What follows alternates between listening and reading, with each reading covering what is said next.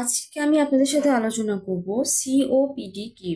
COPD হলো chronic obstructive pulmonology disease. Chronic obstructive pulmonology disease একটি দীর্ঘস্থায়ী প্রদাহজনিত রোগ, ফুসফুসের রোগ, যা ফুসফুসের বায়ু প্রবাহে বাধা সৃষ্টি করে। এই রোগ দুটি ফুসফুসের বায়ু চলাচলকে বাধাগ্রস্ত করে, ফলে শ্বাস নিতে কষ্ট হয়।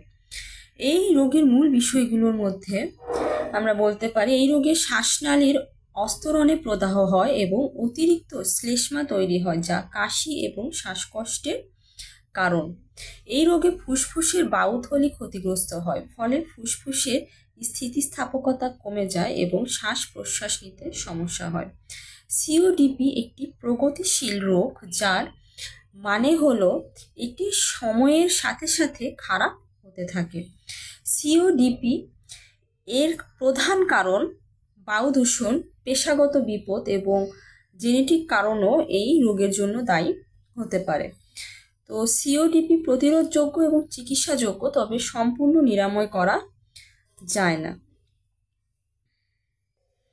ভিডিওটি যদি একটু উপকারে এসে থাকে তাহলে অবশ্যই চ্যানেলটি সাবস্ক্রাইব করবেন এবং লাইক শেয়ার করবেন।